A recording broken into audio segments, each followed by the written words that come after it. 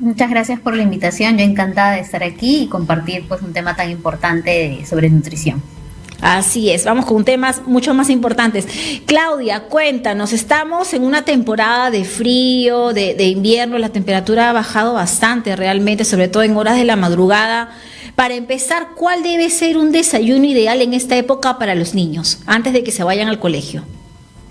Sí, la verdad que es una mezcla entre, nuevamente, ¿no? Lo nuevo de empezar a clases, más el frío, ¿no? Realmente uno ya no sabe qué darle a los pequeños en la mañana porque da más antojos de cosas, ¿no? Carbohidratos, por ejemplo, dulcecitos, cositas así, ¿no? Yo lo que recomiendo primero para empezar bonito el día es hacer un desayuno que sea llamativo para nuestros niños, un desayuno que sí, que tenga la equivalencia correcta, pero que sea llamativo. Si a mi hijo de repente le gusta la frutita, que haya fruta en el desayuno. Si a mi pequeño le gusta de repente algo dulcecito, puedo ponerle, ¿por qué no?, algo de miel, algarrobina, un poquito nada más para que le dé ese saborcito, o también podría de repente utilizar, si es que mi pequeño sufre de obesidad infantil, algún tipo de edulcorante, ¿no? Para hacer que mi pequeño finalmente se levante con esa emoción de, uy, voy a tomar un rico desayuno para luego empezar bonito, ¿no? El día, ¿no? El día escolar. Ahora, este desayuno, si hablamos a nivel netamente nutricional, debe tener también una fuente de proteínas. La proteína va a hacer que nuestro pequeño tenga energía por más tiempo durante el día, ¿no? Dado que además él va a gastar mucha más energía a nivel intelectual.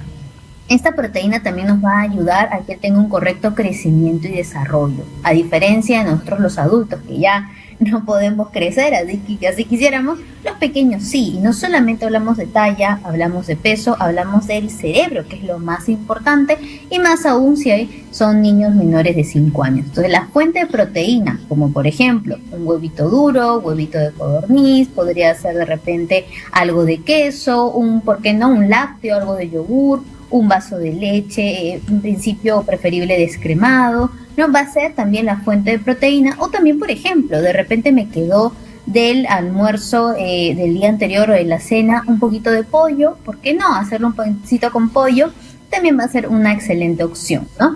Y luego acompañar, como vemos también en las imágenes, un carbohidrato que puede ser la fruta preferida de nuestro niño, puede ser un pancito, puede ser también una papita sancochada. Hace poco celebramos el Día de la Papa, más de 3.000 variedades de papa que tenemos, puede ser un camote también.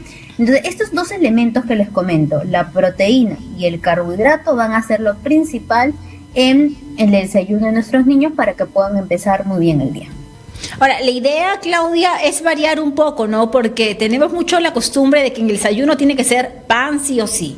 Entonces, la idea es que las mamitas puedan romper este paradigma e ingresar otros alimentos dentro de la dieta. Claro que sí, además que considerando lo que actualmente estamos viviendo en el Perú, que es el alza del precio, ¿no?, de muchos alimentos, uno de ellos el pan. Antes podíamos comprar un pan a 10 céntimos, ahora ¿cuánto está el pan?, ¿no? Y a veces 3 panes por un sol, 3 panes por un sol, claro, sí. Carísimo, ¿no? Y si consideramos de repente en una familia de 5, 2 personas se quedan sin pan, ¿no? Entonces, Claro. definitivamente podemos cambiar de repente ese alimento, el pan, por una papita, por un carbohidrato, no optar siempre por lo mismo. Algo más económico y rendidor también es la avena. Podemos hacer un bol de avena, podemos hacer panqueques de avena, podemos hacer el mismo pancito, pero con avena. Nos sale más económico y rinde mucho más. Ahora, hay niños, Claudia, que en el tema del desayuno no siempre dicen, mamá, muy temprano, no quiero comer nada. Pero claro, las mamás dicen, obligado, no, sí tienes que comer algo porque no te puedes ir al colegio sin desayunar, ¿no? Pero en ese caso, ¿qué puede poner la mamá como una opción?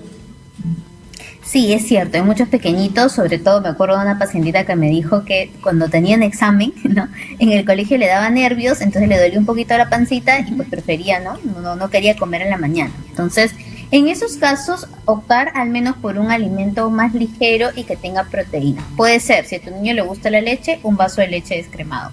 Si a tu niño le gusta el yogur, un vasito de yogur. Si a tu niño le gusta el huevito, puede ser un huevito duro o de repente unos 5 a 7 huevitos de codorniz. Entonces, no es que se vaya tampoco con la pancita vacía, pero se va al menos con un alimento principal, fuente de proteína. Ya los carbohidratos, lo demás, se lo mandas en la lonchera. Puede ser la frutita, el pancito, ¿no?, los frutos secos, ya se lo mandas ahí, en caso que tu pequeño no quiera desayunar. Ahora, algo que quiero recalcar también, Sí. Muchos pequeños no desayunan porque comen muy tarde y porque se acuestan tarde.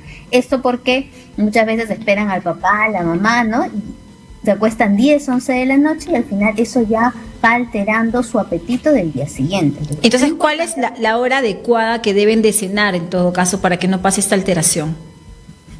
Ellos deberían estar cenando entre las 6 y 8 de la noche a más tardar, para luego poder dormir 9 de la noche a lo mucho, porque ojo, un niño que duerme tarde es un niño que va a dificultar la acción de su hormona del crecimiento. Es por eso también la importancia de que duerman temprano.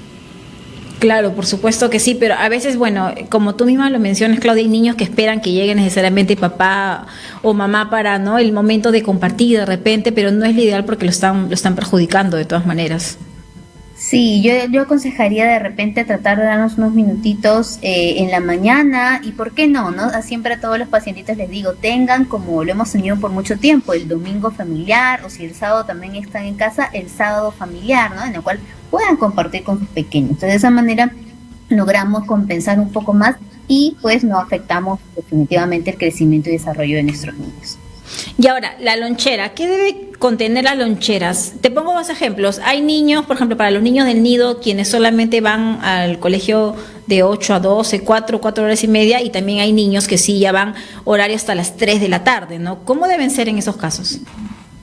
Sí, en los más pequeñitos, algo práctico porque finalmente no van a estar mucho tiempo, yo sugeriría que sea una fruta pequeña, la fruta preferida para ellos y una fruta en la cual ayude a interactuar. Por ejemplo, puede ser una mandarina para hacer que él mismo comience, ¿no?, a pelar la mandarina, a comerlo como jugando, poquito a poquito. Puede ser también una proteína como los huevitos de codorniz. Podría ser también de repente manicitos que también son prácticos para comer a diferencia de otros frutos secos, o por qué no, podrían ser estas galletitas de arroz que ahora están muy de moda con mantequilla de maní, mantequilla de almendras, que es importante. ¿Por qué? Porque en esta edad lo más importante es el desarrollo del cerebro. Entonces siempre recomiendo que la lonchera de los menores de 5 años haya un alimento o bien con proteína o bien que tenga grasa saludable. Y en el caso de los chicos más grandes, quienes sí van a la escuela hasta las 3 de la tarde y tienen 2 recreos o un recreo extenso.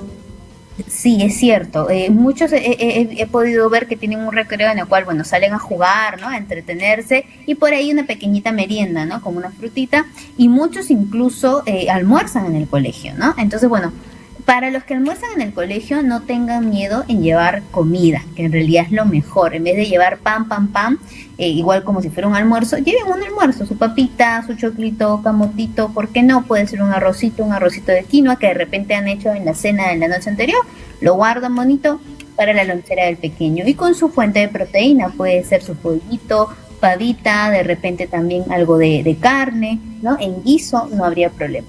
Si en caso el niño tiene 2 breaks, pero no son para almorzar, digamos que en un primer break podríamos priorizar la fruta y el agua, y en el segundo break que sí tenga una fuente de carbohidrato más extenso, como bien les decía, papa, camote, yuca, puede ser avena, podría ser sí un pan o podría ser incluso algo como comidita, ¿no?, tipo el arroz.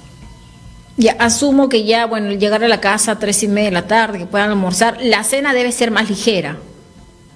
Sí, la cena recomendable que sea más ligera, dependiendo del caso, ¿no? Por ejemplo, si hablamos de un niño que está de repente con bajo peso, baja talla, podría cenar comida, lo mismo del almuerzo, priorizando la fuente de proteína. Si hablamos de un niño que tiene sobrepeso, obesidad, la mejor opción va a ser tipo lonche para acostumbrarlo a no ingerir alimentos copiosos, ¿no?, en la noche. Y en el caso de un niño que no tenga ni bajo peso ni sobrepeso, va a ser finalmente un alimento balanceado que incluya sobre todo verduras, ¿no? Es muy importante, eso siempre lo digo a los papás, inculcar el consumo de verduras. Muchos de nosotros adultos nos cuesta comer verduras porque desde niños no nos han enseñado, ¿no? Entonces es muy importante las verduras porque son fuentes de vitaminas y minerales que no las tenemos en otros alimentos. Y mientras las introduzcas desde pequeño en su dieta, va a ser más fácil que de grande, obviamente, las puedan consumir, ¿no? Ahí está el secreto, creo. Exacto, exactamente. Ese es el secreto. Y en realidad hay que recordar también que los niños hacen lo que los papás hacen. Siempre yo les recomiendo, si queremos que nuestros niños coman verduras, que vean a papá, a mamá o a la persona, ¿no? Que de repente lo vea a diario, que también coma verduras. La mejor enseñanza siempre es con el ejemplo. Sí, definitivamente. Claudia, para ir ya cerrando la entrevista, tengo una consulta. Hay dudas, siempre hay mitos de que la comida del día anterior no se debe comer, comida guardada o congelada. ¿Qué tan cierto es esto y en qué casos sí y en qué casos no? Sí, en realidad, bueno, yo diría netamente en el caso que no tengamos en casa, que no, bueno, definitivamente hay casos, ¿no? Que de repente en casa no tenemos una congeladora, una refrigeradora, definitivamente no voy a poder darle a mi pequeño o yo mismo comer, ¿no? El alimento del día anterior, porque por más que haga frío, la probabilidad de que ese alimento se descomponga y comience a producir bacterias, ¿no? Sustancias tóxicas, es muy alta, ¿no? Pero si yo tengo en mi casa una refrigeradora, una congeladora, fácilmente puedo guardar los alimentos y utilizarlos al día siguiente sin ningún problema.